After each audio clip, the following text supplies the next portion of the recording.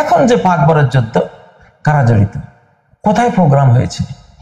তেল আবিবে হয়েছে। এটা ইসরায়েলের প্রোগ্রাম, ইসরায়েলের প্রোগ্রাম। মিশরের একজন বিখ্যাত সাংবাদিক এবং বিশ্লেষক তিনি বলছেন যে পাকিস্তানের 129টা পরমাণুর ওয়ারহেড ভারতমুখী করে তাক করা হয়েছে, একটা ওয়ারহেড তেল আবিব ইসরায়েল মুখী তাক করা হয়েছে। কেন?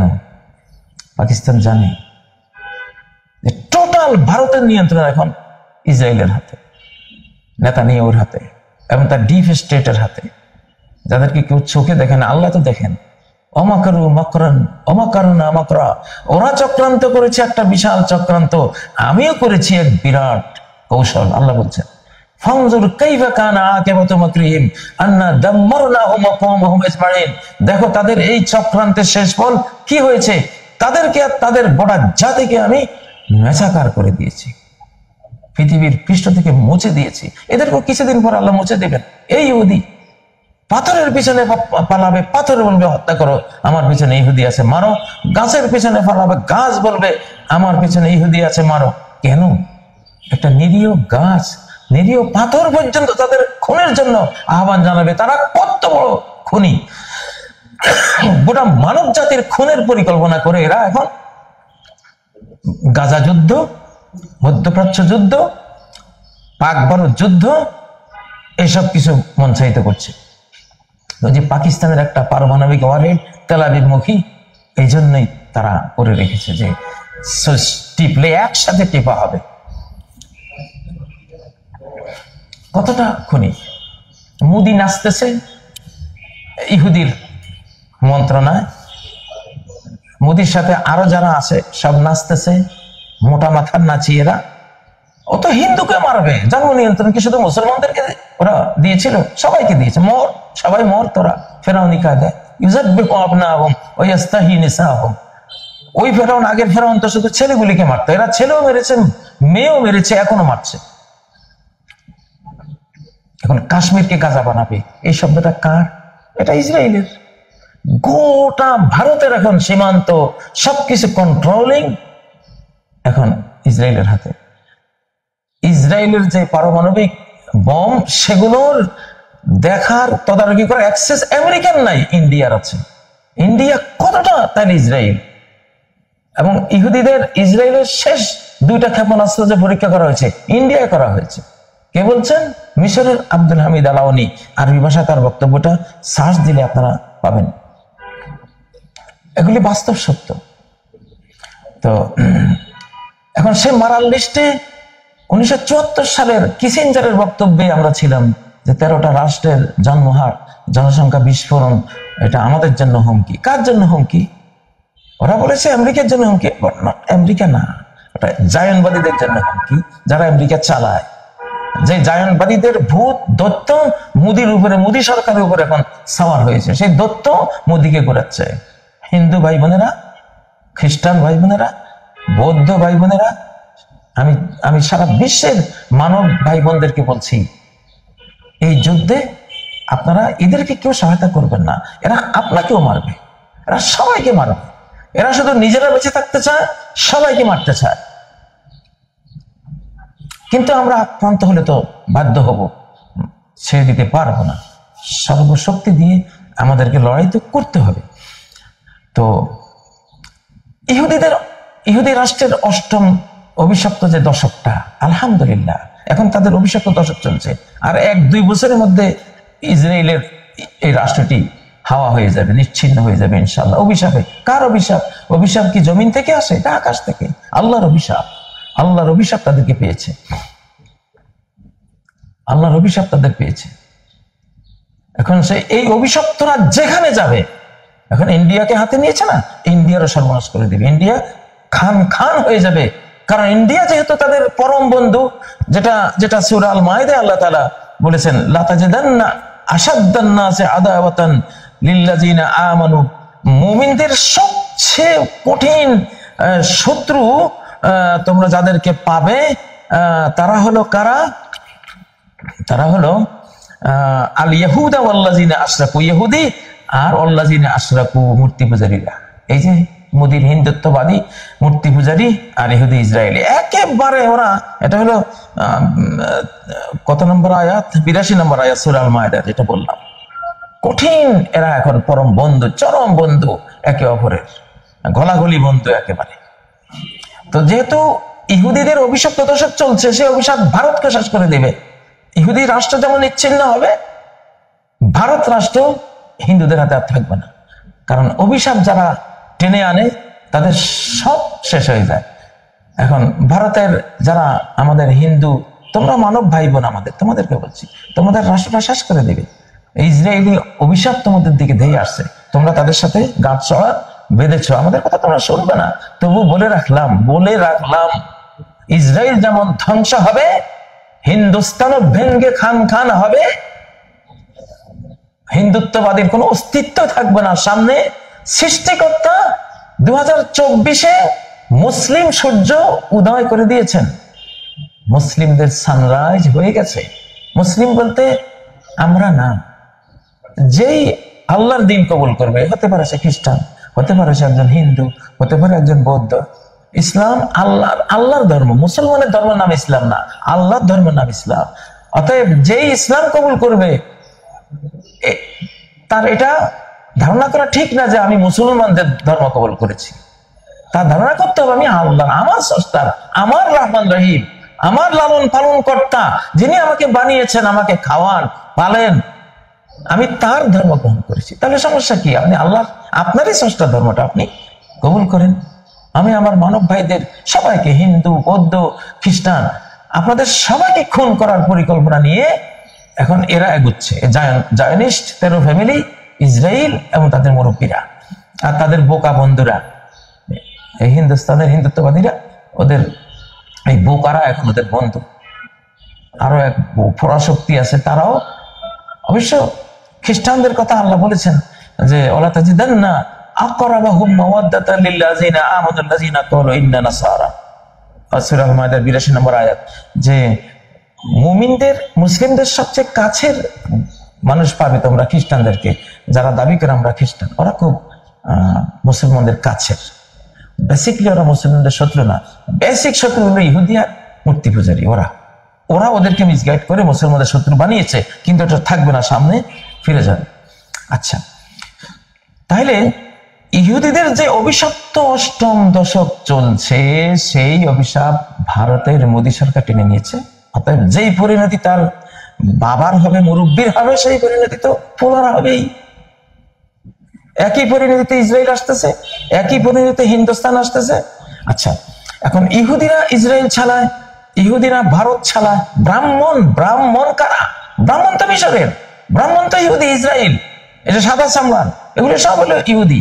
এই যে ব্রাহ্মণ জাতি, এরা গোটা ভুলা বলা হিন্দুদেরকে এরা ক্যাপচার করে ওদের মাবুদ সেজে, ফেরাউন সেজে ওদের ইবাদত নিচ্ছে, পূজা নিচ্ছে। এরা তো ব্রাহ্মণ, এরা তো ইহুদি। এটা আপনাদের যারা আমাদের হিন্দু ভাই বোনেরা আছেন, মুসলিম মানব ভাই বোনেরা আছেন, সবাই আপনারা ইতিহাস খুঁজলে পাবেন, এরা আপনাদেরও শত্রু।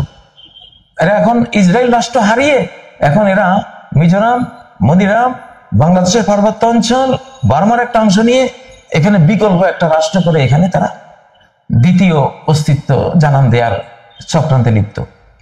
কুকিচিন কারা? বনি মেনাস ইহুদি, যে 12 গোত্রের এক গোত্র 1000 বছর থেকে এখানে বসবাস করছে। সেই কবে থেকে ওরা পরিকল্পনা করে এখানে আছে। এটা বার্মা অ্যাক্ট কি? কেন মিয়ানমার অ্যাক্ট নয়? কেন এটা বার্মা অ্যাক্ট? হ্যাঁ, এটা ইহুদিরাই করিয়েছে। মিয়ানমার নামটা বাদ দিয়ে বারহামা ইব্রাহিম আলাইহিস সালামের নাম, যেটা তারা দাবি করে বানি ইসরায়েল তো ইয়াকুব আলাইহিস সালামকে, হযরত ইব্রাহিমের নাতি, ইসহাকের পুত্র, একই বংশ। তো যাই হোক, অনেক কিছু তো জড়ানো এখানে বন্ধুরা। তো বলতেছিলাম যে অভিশাপ ইসরায়েল রাষ্ট্রের অষ্টম দশকে পড়েছে তাদের তালমুদে তাওরাতে লেখা, সেই অভিশাপ টেনে এনেছে ইন্ডিয়া। যেই অভিশাপে ইসরায়েল ধ্বংস হবে, সেই অভিশাপে হিন্দুস্তান ধ্বংস হবে। আমাদেরকে দোষারোপ করবেন না, পাকিস্তানের দোষ, বাংলাদেশের দোষ, মুসলমানের দোষ, ভুয়া কথা। এগুলি তোমরাই নাটক এগুলি করেছ। আমি কি বুঝি জানো? আমি বুঝি এটা, যে সৃষ্টিকর্তা এতদিন কেন এই যুদ্ধটা লাগান নাই, এখন কেন লাগিয়েছেন? 2024-এর পরে 25-এ কেন লাগাচ্ছেন?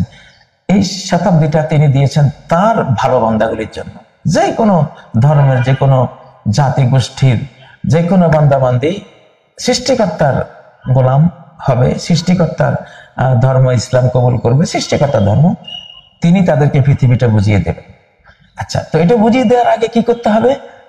যত রকমের ফাসাদি আছে, অপদার্থগুলি, আবর্জনা, নাপাক আছে, এগুলি থেকে পৃথিবীকে সাফ করবেন। আচ্ছা, সাফ করবেন এই কথাটা তিনি ঘোষণা দিয়ে রেখেছেন। সেই এখন ইল্লা নাহনু মুহলিকুহা ক্বাবলা ইয়াউমিল কিয়ামা, আমি সেই জনপদকে, সেই দেশকে কিয়ামতের আগে একেবারে হালাক করে দেব, নিশ্চিহ্ন করে দেব। হালাক মানে হলো কেউ নাই, কিছুই নেই, আর একবারে শেষ, ডিজাস্টার পুরা। এখন পারমাণবিক বোমার আঘাতে হোক, এখন আকাশের স্টেরয়েডের আক্রমণে হোক, ভূমিকম্পে হোক, মানচিত্র থেকে একবারে ভূমির তলে, মাটির নিচে তলিয়ে দেওয়ার মাধ্যমে হোক, যে কোনো সুনামির মাধ্যমে হোক, এগুলি ঘটবে। একেবারে মুহলিকুহা ক্বাবলা ইয়াউমিল কিয়ামা, হালাক, ধ্বংস করে দিবেন, নিশ্চিহ্ন করে দিবেন, এটা ঘটবে। আও মুআযযিবুহা আযাবান শাদীদা, এটা একটু লঘু, আগেরটা চেয়ে একটু হালকা।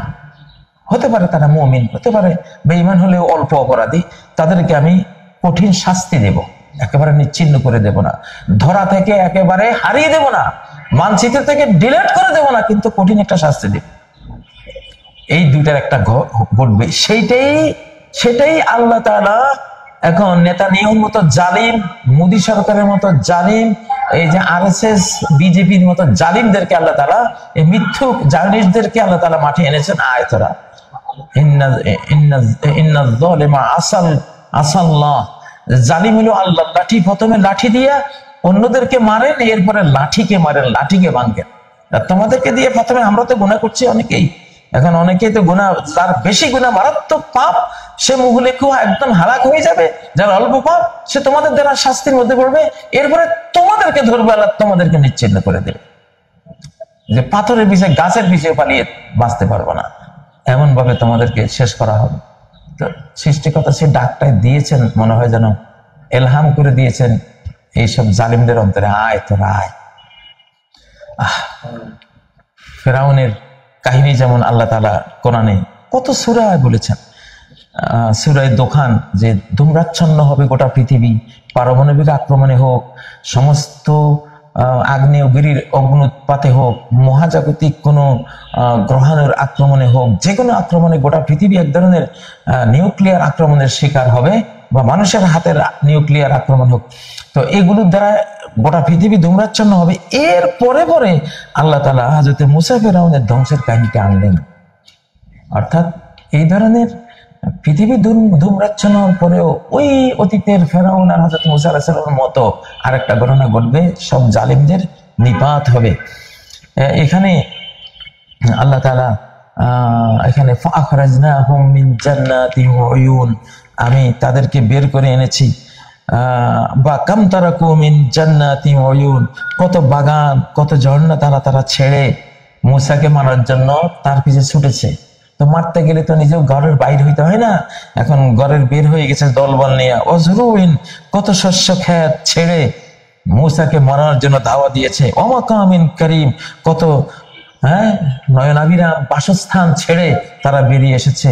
অনামাতিন কানু ফিহা ফাকিহিন, কত বিলাস সামগ্রী যেগুলোতে তারা আনন্দিত থাকতো, আনন্দ এনজয় করতো। তো এদেরকে এগুলি সব ছেড়ে, যেমন হযরত মুসাকে মারার পিছনে তারা ছুটেছিল সেদিন, এখনো নেতানিয়াহু, মোদী সরকার সহ তাদের মুরব্বীরা সব ছুটেছে। এই যুগের হযরত মুসার উম্মত, যারা মুসা আলাইহিস সালামের উম্মতের মতো উম্মত, মুহাম্মদ সাল্লাল্লাহু আলাইহি ওয়াসাল্লামের উম্মত, যারা একটুখানি ওদের তুলনায় অস্ত্রে দুর্বল, তো তাদেরকে মারার জন্য ছুটে চলেছে এরা। এটি কিন্তু সূরা আদ-দোখানের 25 থেকে 28 নম্বর আয়াত। কাযালিকা ওয়া ওরাসনাহা কওমান আখারিন, এইভাবে আমি আরেক জাতিকে তাদের ছেড়ে দেয়া শস্য ক্ষেত, ছেড়ে আসা নয়নাভিরাম বাসভবন, তাদের বাগান, তাদের ঝর্ণা দ্বারা সবকিছুর উত্তরাধিকারী বানিয়ে দিলাম। এখন সেই ঘটনা ঘটবে রে বন্ধুরা, সেই দিকে আল্লাহ নিচ্ছেন। মুসলিমদের ভয়ের কিছু নেই, বাঁচলে গাজী মরলে শহীদ, আমাদের হারাবার কিছুই নেই। আমরা বাঁচলে এই কষ্টের পৃথিবীতে আরো কিছুদিন থেকে আল্লাহর কাছে যাবো, আর মরলে তো ডাইরেক্ট আল্লাহ তো ওয়াদাই করেছেন জাহান্নামে নেব না তোমাদেরকে, সরাসরি আমার জান্নাতুল ফেরদাউস, আমার জান্নাতে তোমাদের ঠাঁই আমি করে দেব। তো যাই হোক, এখন এই ইন্ডিয়ার মোদী সরকার ইহুদিদের অভিশাপ টেনে এনেছে ইন্ডিয়াতে। এই ইন্ডিয়ার এই নিরীহ এইসব মানুষগুলির সে খুন করাবে এখন। তো যাই হোক, ইহুদিদের পাল্লা এই বাংলাদেশে এখন ইহুদিরা ক্যাপচার করে রেখেছে। এই যে নারী আইন টেন কিছু আইন, এগুলো ইহুদিদের। ইহুদিরা জানে যে নারী জাতি নষ্ট করলে রাষ্ট্র নষ্ট। সোভিয়েত ইউনিয়নের নারী জাতি ছিল সবচেয়ে, ওরা নষ্ট করেছে, ওরা নষ্ট হয়ে গেছে 60 বছরের পরে শেষ। ইহুদি জাতি নারী জাতির সবচেয়ে নষ্টকারী জাতি হলো ইহুদি জাতি।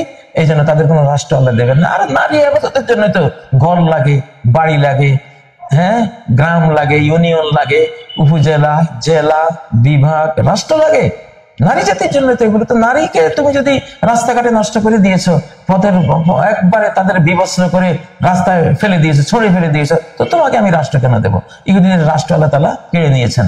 এই জন্য তাদের এখন শেষ, 8ম দশকে ওরা যে কোনো রাষ্ট্র হারাবে। এখন তারাই আবার আমাদের নারী আইন তারা আমাদের উপর চাপিয়ে দিচ্ছে যাতে আমরাও রাষ্ট্র হারাই। ডক্টর ইউনূস সাহেব, নারী আইনে হাত দেবেন না কোরআনের বাইরে, বিশেষ করে নারী আইনটা। কোনো আইনেই কোরআনের বাইরে যাবেন না, কিন্তু বিশেষ করে নারীদের যত বেশি আল্লাহর কোরআনের আইন ফলো করবেন তাদের ব্যাপারে, তত আপনি সাকসেসফুল, বাংলাদেশ সাকসেসফুল। আজকে 1 লক্ষ মানুষ যদি আমেরিকা ইউরোপে ইসলাম কবুল করে, সেখানে 75,000 হয় নারী। কেন? ওই নারী স্বাধীনতা, নারীর উন্নয়ন, নারী শিক্ষা, হাবিজাবি, মুখ রুচক সুন্দর শব্দের আড়ালে ওই যে মুরগি দ্বারা শিয়ালগুলি, বুঝেন না, ওই শিয়ালগুলি ওই নারী জাতিকে উন্নয়নের নামে এমন একটা অতলতলে আবর্জনা এবং নির্যাতনের ভাগাড়ে ফেলে দিয়েছে। নারী তার নারীত্ব, মাতৃত্ব, রূপ, সৌন্দর্য, স্বাধীনতা, তার সবকিছু হারিয়ে জীবন শেষে সে একলা ঘরে কাঁদে, বৃদ্ধাশ্রমে গিয়ে কাঁদে। এটা দেখে হলিউড বলিউডের নারীরা, নায়িকা গায়িকারা পর্যন্ত সমানে ইসলাম কবুল করতে চায়। আপনারা দেখেন না ইসলাম কি দিয়েছে? ওদের ওখানে গিয়ে বুঝবেন, বাংলাদেশে বুঝবেন না। এখানে তো সুখের নন্দনাল, ইসলামের ছেলে, আমরা তো সুখে আছি। আমাদের বাপদাদারা সব মুসলিম ছিল, সুন্দর নারীদেরকে সেইভাবে রেখে গেছেন, সেজন্য খুব ভালো আছি। কিন্তু নারীরা যে কোন জাহান্নামে আছে, প্রতি 1 লক্ষ নতুন মুসলিমের মধ্যে 75,000 হয় নারী। ব্রিটেনের ইতিহাস এটা, সে জার্মানির ইতিহাস এটা, আমেরিকার ইতিহাস এটা, গোটা বিশ্বের ইতিহাস এটা। তো এই জন্য নারী আইন আমাদেরকে শিখাতে হবে না। মায়া মমতায় জড়াজড়ি করি, মোর গেহখানি রহিয়াছে ভরি, মায়ের বুকেতে বোনের আদরে ভাইয়ের স্নেহের চায়, তুমি যাবে ভাই, যাবে মোর সাথে আমাদের ছোট ভাইটা, আমরা জানি। তো যাই হোক, বলছিলাম ইহুদিদের অভিশাপ ভারত টেনে এনেছে, ভারত ভুগবে। আর বাংলাদেশকেও কিন্তু ইহুদিরাই এখন, এতদিন যে বাংলাদেশকে চালিয়েছে ফ্যাসিবাদীদের আমলে, ইহুদিরাই চালিয়েছে। ইহুদিদের দ্বারা মিসগাইড, কি জানি গোপন বই বিতরণ করে গেছে। ডিবি অফিসে যখন গিয়েছিলাম, আরে সর্বন দেখি যে একজন পণ্ডিত যেন কি পাণ্ডিত্য দেখে আমার কাছে, আমি হাসলাম মনে মনে। এগুলিরে ইহুদিরাই মিসগাইড করে দিয়েছে। কি জানি একটা গোপন বই সাপ্লাই দিয়েছে, ওটা আমাদের হাতে পড়ে না, ওরা রাখে। যত ইসলামের বিরুদ্ধে মাঝে মধ্যে কিছু জেনারেল শিক্ষিত ভাইরা দেখবেন নামাজ নিয়ে কথা বলে, নামাজের বিরুদ্ধে, কোরআনের নামাজ আর হাদিসের নামাজ মিলে না, এটা হাবিজা, এগুলি সব ইহুদির দ্বারা মিসগাইড করা, মগজ দোলাই করা। ওরা বুঝবে কোত্থেকে? ওদের তো কোনো উস্তাদ নাই। এই জ্ঞানটা তো হার্ট টু হার্ট, মুহাম্মদ সাল্লাল্লাহু আলাইহি ওয়াসাল্লামের কাছ থেকে আল্লাহ থেকে এসছে, আল্লাহ থেকে জিবরাইলের কাছে, জিবরাইল থেকে মুহাম্মদ সাল্লাল্লাহু আলাইহি ওয়াসাল্লামের কাছে, মুহাম্মদ সাল্লাল্লাহু আলাইহি ওয়াসাল্লাম থেকে আমাদের পেজে heart to heart electronic system এটা আসে। এটা এখানে হার্ড কপি থাকে, বাট ইসলামের জ্ঞানগুলো হার্ট টু হার্ট আসে। কারণ কোরআন সফট কপি আসে নাই, সফট কপি আসছে, হার্ড কপি আসে নাই। আসমানি সব গ্রন্থের হার্ড কপি লিখিত অবস্থায়, পাথরে লিখিত অবস্থায় আসছে। একমাত্র কোরআন নাযালাহু আলা কলবিক, তোমার হৃদয়ে এসছে। এটা হৃদয় কি হার্ড কপি আসে? হৃদয়ে সফট কপি আসে, ইলেকট্রনিক কপি আসে।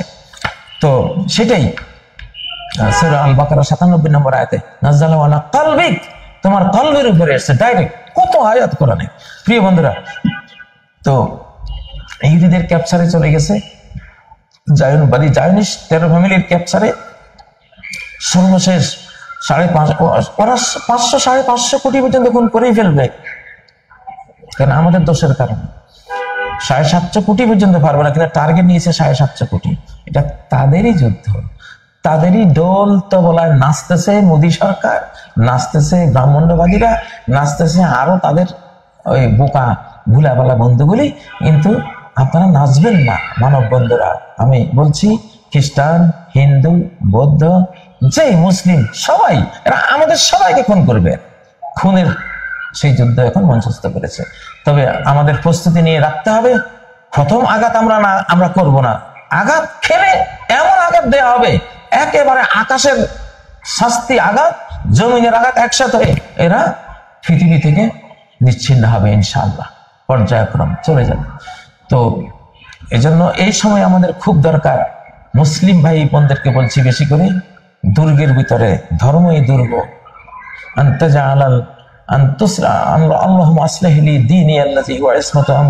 আল্লাহ আমার দ্বীনকে ইসলাহ করে দেন, যে দ্বীন আমার নিরাপত্তা, আমার নিরাপত্তা, দ্বীন আপনার নিরাপত্তা। আল্লাহু আকবার। সূরা আল আনামের ৮২ নম্বর আয়াতে আল্লাযীনা আমানু, যারা ঈমান এনেছে, ওয়ালাম ইয়ালবিসু ঈমানাহুম বিযুলমিন উলাইকা লাহুমুল আমন, ঈমানের সাথে কোনো শিরক মিশায়নি, এদের জন্য নিরাপত্তা। ঈমান ইসলাম আপনাকে সেফ রাখবে। আপনার দেহ ধ্বংস হলেও আপনার আত্মাটা অক্ষত থাকবে, জান্নাতে চলে যাবেন। আর দেহ ধ্বংস হতে পারে, এটা এমনিও ধ্বংস হবে, অমনি হবে, এটা নিয়ে কোনো কথা না। তো আল্লাহ তাআলা আমাদেরকে বুঝার তৌফিক দেন যে যুদ্ধটা কারা লাগাচ্ছে। নেপথ্য নায়কগুলিকে, পেছনের খলনায়কগুলিকে বের করে কথা বলতে হবে, বুঝতে হবে। এবং এটা যে বাংলাদেশে গড়াবে কোনো সন্দেহ নাই। একেবারে যারা সন্দেহ করবে আমি বলবো তারা নাদান, মূর্খ, গণ্ডমূর্খ, তাদের বিশ্ব ইতিহাস সম্বন্ধে কোনো জ্ঞান নাই, বাংলাদেশ চালাবার মতো কোনো কাণ্ড জ্ঞানে তাদের নাই, যারা মনে করবে যে এটা ওখানে সীমিত থাকবে। এটা গঠনে হয়েছে বড় টার্গেট ভারতের মোদী সরকারের এই বাংলাদেশ। আমি বিগত একটা এপিসোড এটা বলেছিলাম, মিলিয়ে দেখবেন, এটা বাংলাদেশের দিকে গড়াবে। কারণ ওরা কাশ্মীর হারিয়ে ফেলবে।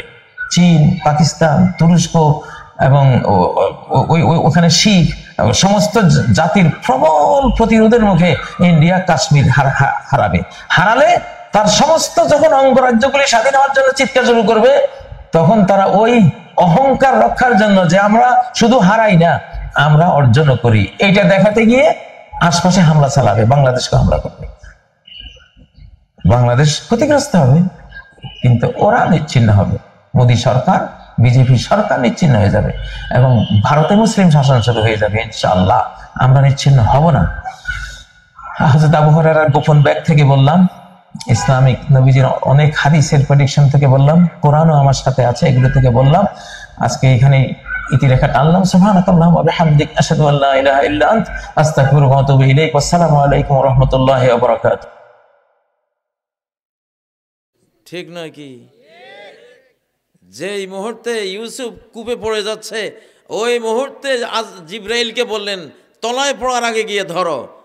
আকাশ থেকে চক্ষের পলকেরও আগে ঝাঁপ দিয়ে পড়ে ধরে ফেলেছেন যাতে মারা না যায়।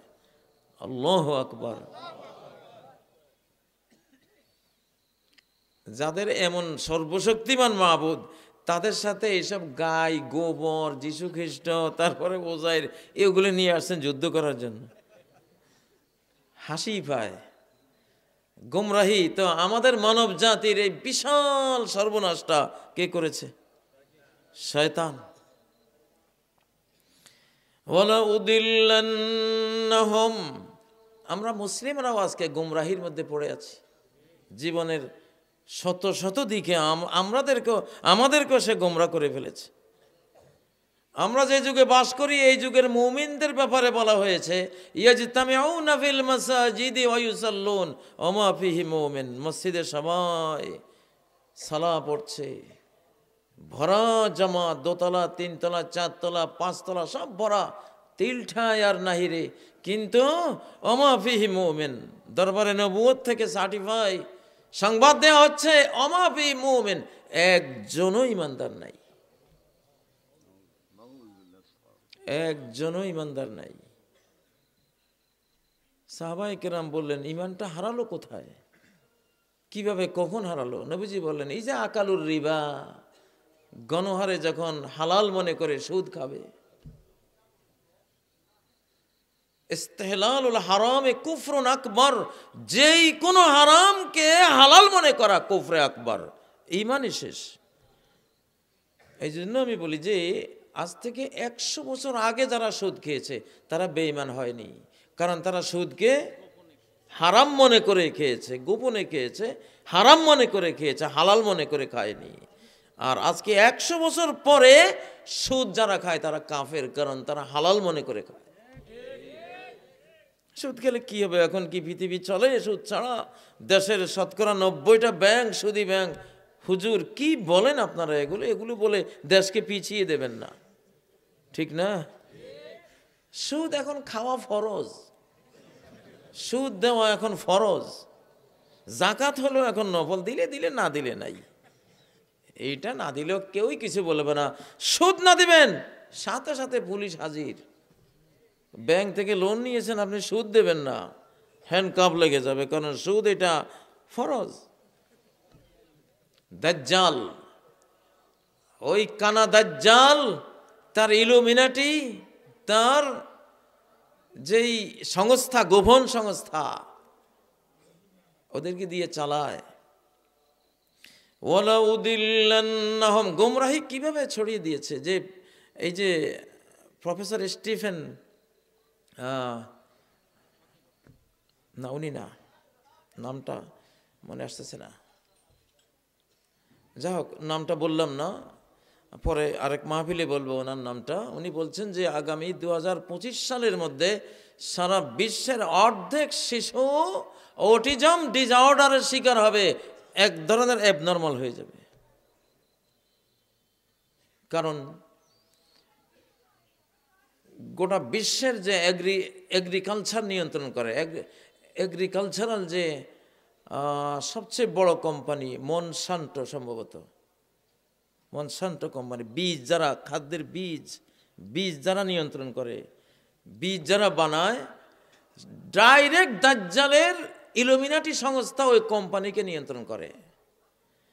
এবং আলুর বীজে, ধানের বীজে, ভুট্টার বীজে, যে কোনো খাবারের বীজের মধ্যে এমন কেমিক্যালস সংযুক্ত করে দিয়েছে যাতে লং টাইমে গিয়ে এই খাবার যারা খাবে তারা হয় ক্যান্সারে আক্রান্ত হবে, না হলে অটিস্টিক, হাবাগোবা প্রতিবন্ধী হবে, না হলে যে কোনো ধরনের ভয়ঙ্কর ধরনের ডিসঅর্ডারের মধ্যে আক্রান্ত হয়ে যাবে। আজকের কৃষকের কাছে কি বীজগুলো আছে? আগে যে কৃষকরা বীজ নিজে সংরক্ষণ করতো, এখন নাকি হবে না, ওনাদের থেকে আনতে হবে। কেন আনতে হবে ওনাদের থেকে? মনসান্টো কোম্পানি বিশ্বের বড় বড় কোম্পানিগুলিকে সে বীজ সাপ্লাই দেয়, আমার বীজ নিতে হবে। কি আছে তোমার বীজের মধ্যে? ব্যাপারটা কি?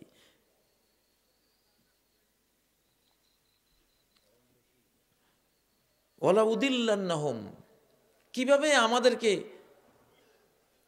ইসলাম যে ক্ষতিমুক্ত খাবার খেতে হবে, লা দরারা ওয়ালা দেরার, কোনো ক্ষতিকর জিনিস ইসলামে অনুমোদিত না। ক্ষতিকর জিনিস জানলে এটা আপনি বর্জন করতে হবে। ধূমপান, আগে ক্ষতিটা আমরা বুঝিনি, মাকরুহে তানজি বলতে ওলামারা, এখন বলছে হারাম। কেন? কারণ এটা ধূমপান আর আত্মহত্যা সেম। নিকোটিন বিষ সহ 4500 কেমিক্যালস, পয়জন এর মধ্যে আছে। তো এটা ধূমপান মানে আপনি স্লো পয়জনিং করে আত্মহত্যা করে যাচ্ছেন আপনি। আর আল্লাহ বলেছেন ওয়ালা তাকতুলু আনফুসাকুম, তোমাদের নিজেদেরকে নিজেরা হত্যা করো না। এখন এই মনসান্টো কোম্পানি হাজার হাজার কোম্পানিকে সে বীজ সাপ্লাই দেয়, তার বীজ, যে বীজে এমন কেমিক্যালস দিয়ে দিয়েছে আপনি খেলে আপনি ক্যান্সার আক্রান্ত হবেন। কি খায় আজকে শিশুরা? মাছের মধ্যে কোনো স্বাদ নেই, সব আর্টিফিশিয়াল। শিশুকালে শশা খেয়েছিলাম, ছোট্ট চিকন, কি গ্রান। আজও সেই 1975 সালে যে শশা খেয়েছি, এখনো চেষ্টা করলে নাকে মনে হয় যেন গ্রানটা অনুভব করতে পারি। আজকে সেই চিকন শশাগুলো এখন এত বড় লাউ, এদেরকে দেখলেও লজ্জা পায় যে এটা কি।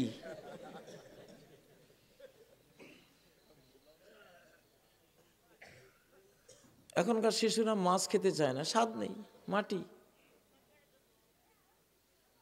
আমাদের শয়তান বলেছে এই যে এই আয়াতের মধ্যে, ওয়ালাআমুরান্নাহুম ফালায়ুগাইয়িরুন্না খালকাল্লাহ, আমি এমন বৈজ্ঞানিকভাবে সায়েন্টিফিকলি এমন কমান্ড করব ওদেরকে, আল্লাহর সৃষ্টিকে টোটাল ওরা চেঞ্জ করে দেবে।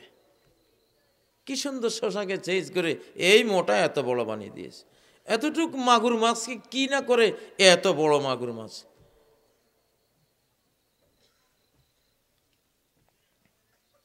এই যে ওয়ালাআমুরান্নাহুম ফালায়ুগাইয়িরুন্না খালকাল্লাহ, আল্লাহর সৃষ্টিকে চেঞ্জ করে দেবে। এখন চেঞ্জ হয়ে গেছে। কি খাবো আমি তো খুঁজে পাই না। এই যে ব্রয়লার মুরগি, কি এক অখাদ্য দাজ্জাল বানিয়ে দিল। দাজ্জালের ইলুমিনাটি আর ওই সংস্থাগুলি গবেষণা করে বানিয়ে দিয়েছে। কেন বানিয়েছে জানেন? ব্রয়লার মুরগি সেক্সুয়াল ডিসঅর্ডার তৈরি করার জন্য, যৌন বিকৃতি ঘটাবার জন্য। এদের কোনো সেক্স নাই। ব্রয়লার মুরগি যে খাবে, এই মুরগি খেতে খেতে দীর্ঘদিন খেলে পুরুষ নারী থেকে আস্থা হারাবে, আকর্ষণ হারাবে, নারী পুরুষ থেকে আকর্ষণ হারাবে, পুরুষ পুরুষের প্রতি আকৃষ্ট হয়ে পড়বে, নারী নারীর প্রতি আকৃষ্ট হয়ে পড়বে, পুরুষ পুরুষকে বিয়ে করবে, নারী নারীকে বিয়ে করবে।